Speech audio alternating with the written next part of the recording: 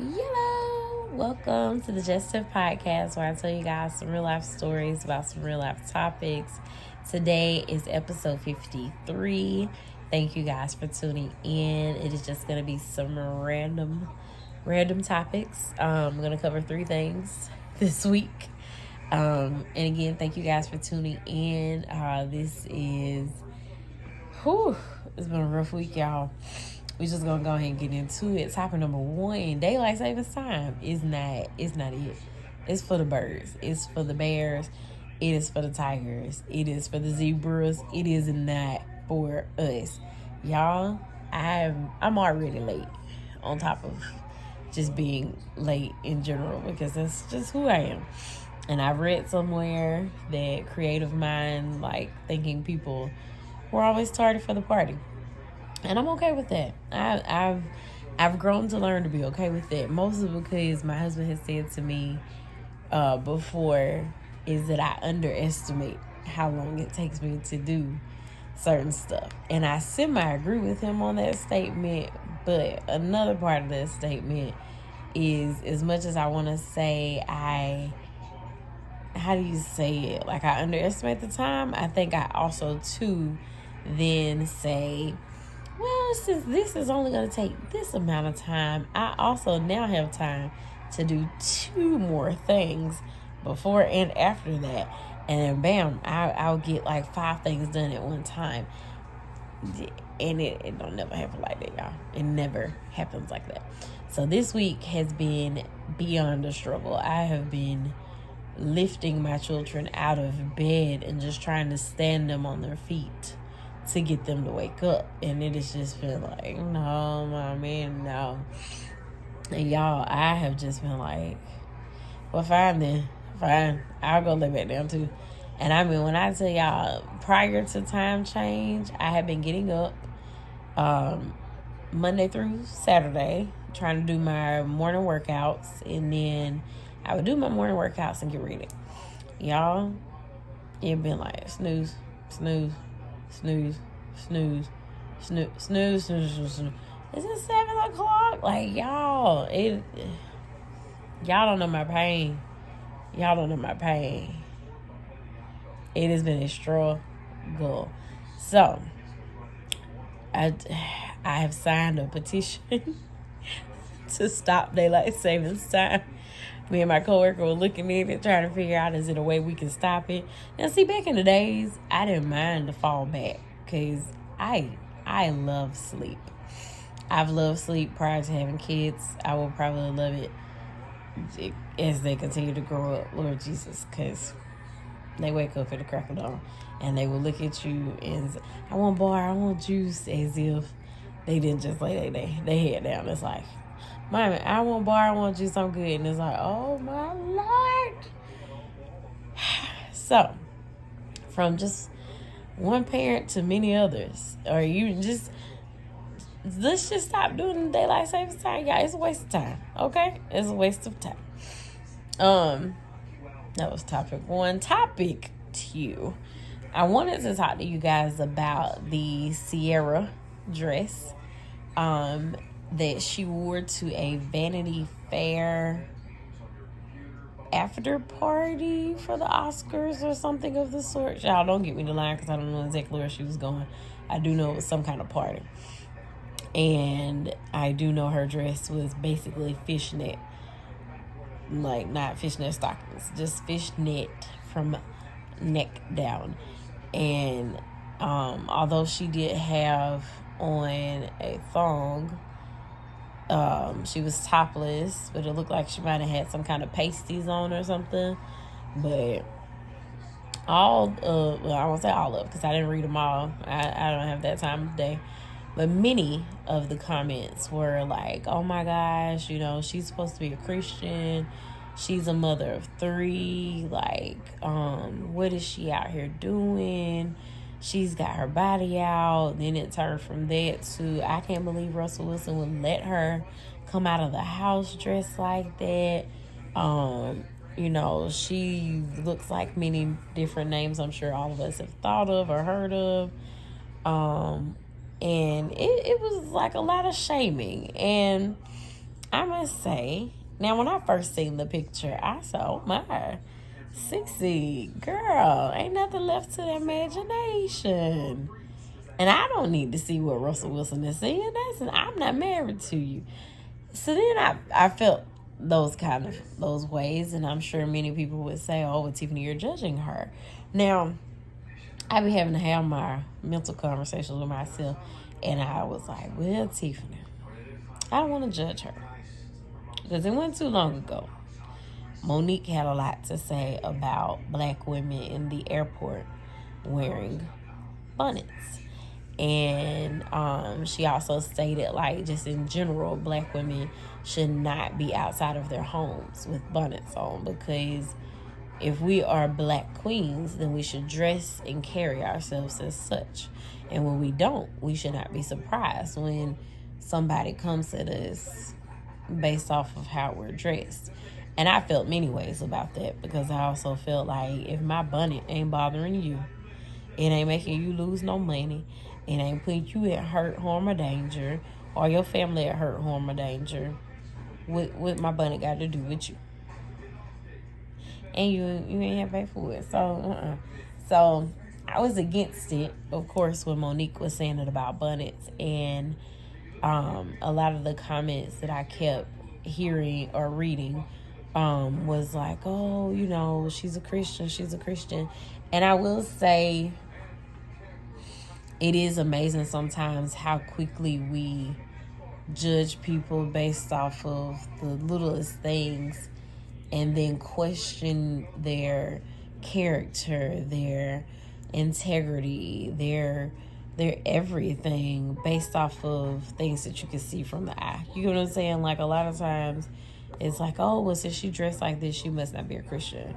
Oh, since she dressed like this, she must not be a good mom.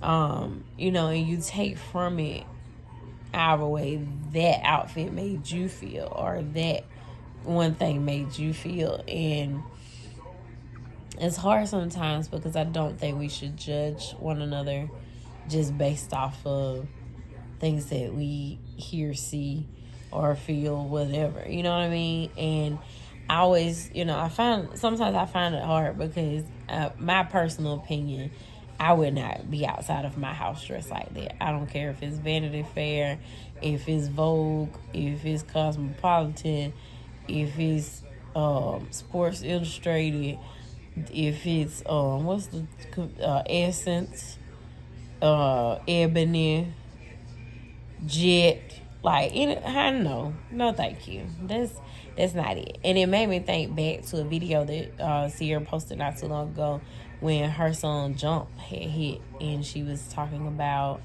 how the song go. I love it when you make that thing jump. And she was saying that her oldest son actually asked her, what does that mean, Mom? What thing? What thing is jumping? What are you talking about? And she tried to mask it and was like, oh, when the music jumps, when the beat jumps. And he was just like, really? Really, Mom? And y'all, it made me feel like, well, girl, your son know. Now, yeah, at some point you're going to have a talk with him, but does that, you know what I mean? Like, does that not make you feel some type of way that your music, you are talking about sex, you're talking about, sexual things, and then your son is like, Mama, what you talking about? And I can only imagine having to explain yourself when those pictures come out. And your kids see it however many years later or whatever. You know what I mean? So, I don't know. I guess in my mindset as a mother, I would be mindful. But, I mean, I'm not Sierra. I'm not Russell Wilson. I ain't got that kind of money. And I'm not that comfortable in my skin to be out here in no kind of fishnet anything, honey. Not even a fishnet glove. Nope. Third topic. Jared the Subway man. Let me tell y'all about him. Now, I don't know if any of y'all have cable like we do, but we watch Investigate, a.k.a. the ID channel, a.k.a. Joe Kendall, a.k.a. Fear Thy Neighbor, all of the shows. And this past week, they had I guess you could call it a documentary on Jared, the subway man. And if you don't know, he was arrested for child pornography and got 15 and a half years and should be out in June of 2029. So almost a little over 6 years from now, he will be out or eligible for parole. I'm sorry. But the way the story is told for the documentary is that he met a radio personality. Him and this lady kind of hit it off, and they kind of had like a long distance, I guess, semi-relationship, because all they did was talk on the phone. But she recorded him. She started recording their conversations because he would say stuff that made her feel uncomfortable and that she felt like was very much so illegal. So therefore, she even took some of the tapes to the FBI. The FBI was telling her, you can't record him without his knowledge. But then when they played some of the tapes, they were like, oh, wait a minute, we may have a case. Please continue to tape him. But he had a manager. His manager met a lady, married her, and she had 2 daughters. And the girls tell the story from their point of view, and they're just like, oh, well, before our mom met Roger, I think was his name, she was this like saved Christian lady. She would take us to church every Sunday, blah blah. But then when she met Roger, it was like, oh, well, we don't have to go to church. Don't worry about church, you guys. We're just gonna be at home. All right, well, let's just start drinking at home. So one girl was like, oh, well, we were like 14, 15, and our mom was buying us alcohol, and she was telling us to invite all our friends to the house. We got a pool. So everybody was at their house. All the kids were at their house. And it comes all the way to the end of the documentary, and then they tell you that those 2 girls are a part of Jared's 14 victims of child pornography. And come to find out, the stepdad, who was also Jared's manager, Roger, I think was his name, had secret cameras all throughout their house. So there was cameras in each of the daughters' bedrooms, each of the daughters' bathrooms. It was cameras near the pool where all the kids that they kept inviting to come were there. There's some room near the pool or whatever where people could change clothes, and there was a camera in there. Y'all, it was so many cameras. And those girls were just like, dude, it was insane, because why would we, know any better of this? And then when they went back and investigated a little bit more on the mom, come to find out she had been texting Roger way before he even moved in with them or whatever, and was just like, oh yeah, my daughters would totally love to pose for Jared. Oh yeah, they'll totally love to put cameras out for their friends to go on dates with Jared and meet Jared. It was so sickening, y'all, so sickening. And then listening to the tapes where Jared is telling the lady when he goes to New York and China, that he has set prostitute phone numbers where they would bring him younger kids to have sex with. And you can hear him on the recording saying, oh yeah, I would text them and be like, the younger the better. Oh yeah. And then it got so bad that the radio lady was recording Jared for 3 years, y'all. 3 years she had to listen to this man talk about how many young kids he had messed with, but he never gave her any names. Never. Which is why he did not get convicted on this. He only got convicted on child pornography, but he did not get convicted of messing with younger kids. So he was very careful to not say the names, but he did definitely tell her a lot of the acts that he did. And he told her, and I think what really drew her over the edge was he asked her one night on the phone, because she had kids. She had a daughter and a son, and he was just like, which one of your kids you think will let me sleep with them? And she was like, what? And then he was like, yeah, okay, well, maybe which one of your kids we could have a threesome with? And she was just like, what? Y'all, when I tell you, I would be dead under the jail, like under it. Just go ahead and put me in solitary. Like, can't speak on things like that because it make me mad, y'all, and I don't want to have this as a premeditated thing if anything were to ever happen to my kids. Like, first off, let me say, Heavenly Father is protecting my 2 kids. He also has a good, I would say maybe a good, hold on, I can't do math that quick. It's good 8, if not 9, 10 of us that would kill someone if they hurt, harm, touched either one of my kids. It's just sad.